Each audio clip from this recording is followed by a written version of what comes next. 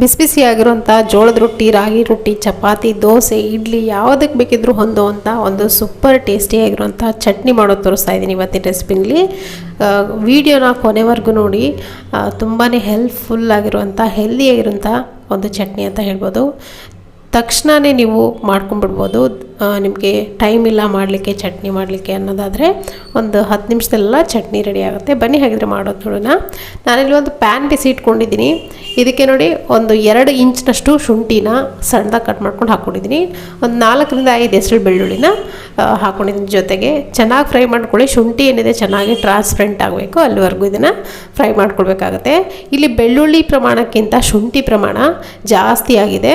ಯಾಕಂದರೆ ನಾನಿವತ್ತು ಮಾಡ್ತಿರುವಂಥ ಚಟ್ನಿ ಏನಿದೆ, ಶುಂಠಿ ಚಟ್ನಿ, ತುಂಬಾ ಸುಲಭವಾಗಿ ಮಾಡ್ಬೋದಾದಂಥ ಟೇಸ್ಟಿಯಾಗಿರುವಂಥ ಶುಂಠಿ ಚಟ್ನಿ ಮಾಡ್ತಾಯಿದ್ದೀನಿ. ನೋಡಿ, ಶುಂಠಿ ಬೆಳ್ಳುಳ್ಳಿ 2 ಚೆನ್ನಾಗಿ ಫ್ರೈ ಆದಮೇಲೆ ನಾನಿಲ್ಲಿ ಒಂದು 10 ರಿಂದ 15 ಬ್ಯಾಡಗಿ ಮೆಣಸಿನ್ಕಾಯಿ ಕೂಡ ಹಾಕ್ಕೊಳ್ತಾ ಇದ್ದೀನಿ. ಯಾವುದೇ ಚಟ್ನಿಗಾಗಲಿ ಬ್ಯಾಡಗಿ ಮೆಣಸಿನ್ಕಾಯಿನ ಬಳಸಿ, ತುಂಬ ಟೇಸ್ಟಿಯಾಗಿ ಬರುತ್ತೆ. ಖಾರ ಕೂಡ ಜಾಸ್ತಿ ಆಗೋಲ್ಲ, ಕಲರ್ಫುಲ್ಲಾಗಿ ಚಟ್ನಿ ಬರುತ್ತೆ. ನಿಮಗೆ ಟೇಸ್ಟ್ ಕೂಡ ಅಷ್ಟೇ ರುಚಿಯಾಗಿರುತ್ತೆ ಬ್ಯಾಡಗಿ ಮೆಣಸಿನ್ಕಾಯಿ ಹಾಕೋದ್ರಿಂದ. ನೋಡಿ, ಚೆನ್ನಾಗಿ ಫ್ರೈ ಮಾಡ್ಕೊಂಡು ಆದಮೇಲೆ ಸ್ವಲ್ಪ ಎಣ್ಣೆನೂ ಕೂಡ ಹಾಕ್ಕೊಂಡು ಫ್ರೈ ಮಾಡಿಕೊಂಡೆ. ನಾನು ಇದನ್ನು ಮಿಕ್ಸರ್ ಜಾರ್ಗೆ ಟ್ರಾನ್ಸ್ಫರ್ ಮಾಡ್ಕೊಳ್ತಾ ಇದ್ದೀನಿ. ನಾನು ಇವಾಗ ತುಂಬಾ ಸುಲಭವಾಗಿ ಮಾಡ್ಕೊಳ್ಬೋದು. ಇಡ್ಲಿ, ದೋಸೆ, ಪೂರಿ ಜೊತೆ ಒಂದೇ ಥರ ಚಟ್ನಿ ತಿಂದು ಬೇಜಾರಾಗಿದ್ದರೆ, ಅಥವಾ ಚಪಾತಿ ರೊಟ್ಟಿಗೆ ಒಂದೇ ಥರ ಪಲ್ಯ ತಿಂದು ಬೇಜಾರಾಗಿದ್ದರೆ ಇದನ್ನು ಖಂಡಿತವಾಗ್ಲೂ ನೀವು ಟ್ರೈ ಮಾಡಿ. ಇವಾಗ ನೋಡಿ, ಅದೇ ಪ್ಯಾನ್ಗೆ ನಾನು 1 ಟೇಬಲ್ ಸ್ಪೂನ್ ಆಗೋಷ್ಟು ಕಡಲೆಬೇಳೆ, 1 ಟೇಬಲ್ ಸ್ಪೂನ್ ಆಗೋಷ್ಟು ಉದ್ದಿನಬೇಳೆ ಕೂಡ ಹಾಕ್ಕೊಂಡು ಚೆನ್ನಾಗಿ ಕೆಂಪಗಾಗೋವರೆಗೂ ಹುರ್ಕೊಳ್ತಿದ್ದೀನಿ.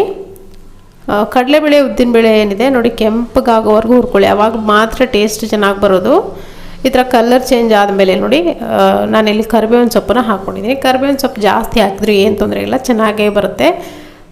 ಇದನ್ನು ಕೂಡ ಮಿಕ್ಸರ್ ಜಾರ್ಗೆ ಹಾಕ್ಕೊಳ್ತಾ ಇದ್ದೀನಿ. ರುಚಿಗೆ ಎಷ್ಟು ಬೇಕೋ ಅಷ್ಟು ನೋಡಿಕೊಂಡು ಉಪ್ಪನ್ನು ಸೇರಿಸ್ಕೊಳ್ಳಿ. ಹಾಗೆಯೇ 1 ಟೇಬಲ್ ಸ್ಪೂನ್ ಆಗೋಷ್ಟು ಬೆಲ್ಲನ ಸೇರಿಸ್ಕೊಳ್ತಾ ಇದ್ದೀನಿ. ಇಲ್ಲಿ ಬೆಲ್ಲ ಹಾಕೋದ್ರಿಂದ ತುಂಬ ಟೇಸ್ಟ್ ಬರುತ್ತೆ. ಬೆಲ್ಲ ಹಾಕಲೇಬೇಕಾಗುತ್ತೆ, ಯಾಕಂದರೆ ಶುಂಠಿ ಆಗಿರೋದ್ರಿಂದ. ಇವಾಗ ನೋಡಿ, ನಾನು 1 ಟೀ ಸ್ಪೂನ್ ಆಗೋಷ್ಟು ಧನಿಯಾ ಕಾಳನ್ನು ನಾನಿಲ್ಲಿ ಸಪ್ರೇಟಾಗಿ ಫ್ರೈ ಮಾಡ್ಕೊಂಡು ಹಾಕ್ಕೊಳ್ತಿದ್ದೀನಿ. 1 ಟೀ ಸ್ಪೂನಷ್ಟು ಮಾತ್ರ ಹಾಕ್ಕೊಂಡ್ರೆ ಸಾಕಾಗುತ್ತೆ, ಚೆನ್ನಾಗಿ ಫ್ಲೇವರ್ ಟೇಸ್ಟ್ ಕೊಡುತ್ತೆ. 1 ಟೀ ಸ್ಪೂನಷ್ಟು ಜೀರಿಗೆ ಕೂಡ ಹಾಕ್ಕೊಂಡಿದ್ದೀನಿ. ಇವಾಗ ಇದನ್ನು ತರ್ತರಿಯಾಗಿ ರುಬ್ಬೋಣ. ಮೊದಲಿಗೆ ನೋಡಿ, ತರ್ತರಿಯಾಗಿ ರುಬ್ಬಬೇಕಾಗುತ್ತೆ. ಮೊದಲಿಗೆ ನೀರು ಹಾಕ್ತೇನೆ, ಹಾಗೆಯೇ ರುಬ್ಕೊಳ್ಳಿ. ಇವಾಗ ನೋಡ್ತಿರ್ಬೋದು, ಈ ಥರ ನಾನು ರುಬ್ಕೊಂಡಿದ್ದೀನಿ. ಇದಕ್ಕೆ 1 ನಿಂಬೆಹಣ್ಣು ಗಾತ್ರದಷ್ಟು ನಾನಿಲ್ಲಿ ಹುಣಸೆ ಹಣ್ಣನ್ನು ನಾನು ನೆನೆಸಿಟ್ಟಿದ್ದೀನಿ. ಅದನ್ನು ಕೂಡ ನೀರು ಸಮೇತ ಇಲ್ಲಿ ಹಾಕ್ಕೊಳ್ತಾ ಇದ್ದೀನಿ.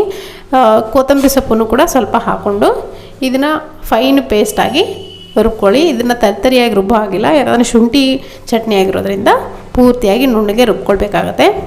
ಇವಾಗ ಇದನ್ನು ಒಂದು ಮಿಕ್ಸಿಂಗ್ ಬೌಲ್ಗೆ ಟ್ರಾನ್ಸ್ಫರ್ ಮಾಡ್ಕೊಳ್ಳೋಣ. ಟ್ರಸ್ಟ್ ಮೀ ಫ್ರೆಂಡ್ಸ್, ಇದು ಟೇಸ್ಟ್ ಎಷ್ಟು ಚೆನ್ನಾಗಿರುತ್ತೆ ಅಂದರೆ ನಿಮ್ಗೆ ಗೊತ್ತೇ ಆಗೋಲ್ಲ ಇದು ಶುಂಠಿ ಚಟ್ನಿ ಅಂತ. ಯಾವುದೇ ರೀತಿ ಶುಂಠಿ ಫ್ಲೇವರ್ ಇರೋದಿಲ್ಲ. ಕೆಲವ್ರಿಗೆ ಶುಂಠಿ ಇಷ್ಟ ಆಗೋಲ್ಲ, ಶುಂಠಿ ಫ್ಲೇವರ್ ಏನಿದೆ ಕೆಲವ್ರಿಗೆ ಇಷ್ಟ ಆಗೋಲ್ಲ. ಅಂಥವ್ರು ಕೂಡ ಇದನ್ನ ಇಷ್ಟಪಟ್ಟು ತಿಂತಾರೆ, ಅಷ್ಟು ಚೆನ್ನಾಗಿರುತ್ತೆ. ಈ ಥರ ಮಾಡಿಕೊಡಿ. ಸೊ ಇವಾಗ ಇದಕ್ಕೆ ಒಗ್ಗರಣೆ ನೀವು ನಾರ್ಮಲ್ ಆಗಿ ಎಲ್ಲ ಚಟ್ನಿಗಳಿಗೂ ಯಾವ ರೀತಿ ಒಗ್ಗರಣೆ ಹಾಕ್ಬಿಡ್ತೀರೋ, ಉದ್ದಿನಬೇಳೆ, ಕಡಲೆಬೇಳೆ, ಸಾಸಿವೆ, ಜೀರಿಗೆ, ಹಾಗೆ ಒಣಮೆಣಸಿನ್ಕಾಯಿ, ಕರಿಬೇವಿನ ಸೊಪ್ಪೆಲ್ಲ ಹಾಕಿ ಅದೇ ಥರ ಒಗ್ಗರಣೆನ ಹಾಕ್ಕೊಂಡಿದ್ದೀನಿ. ಹಾಕ್ಕೊಂಡು ಚಟ್ನಿ ಮೇಲ್ಗಡೆ ಹಾಕ್ಕೊಂಡು ಮಿಕ್ಸ್ ಮಾಡ್ಕೊಳ್ಳಿ. ತುಂಬಾ ರುಚಿಯಾದಂಥ ಶುಂಠಿ ಚಟ್ನಿ ಅದ್ಭುತವಾಗಿ ಇರುತ್ತೆ. ಎಲ್ಲದಕ್ಕೂ ಇದು ಮ್ಯಾಚ್ ಆಗುತ್ತೆ. ಖಂಡಿತವಾಗ್ಲೂ ಈ ರೆಸಿಪಿ ನಿಮಗೆ ಇಷ್ಟ ಆಗಿದೆ ಅಂದ್ಕೊಳ್ತೀನಿ. ಇಷ್ಟ ಆಗಿದ್ರೆ ಒಂದು ಲೈಕ್ ಕೊತ್ತೋದನ್ನು ಮರಿಬೇಡಿ. ಹಾಗೆ ಚಾನಲ್ಗೆ ಸಬ್ಸ್ಕ್ರೈಬ್ ಆಗಿ. ಫೇಸ್ಬುಕ್, ಇನ್ಸ್ಟಾಗ್ರಾಮ್ ಕೂಡ ನೀವು ನಮ್ಮನ್ನ ಫಾಲೋ ಮಾಡ್ಬೋದು. Thank you.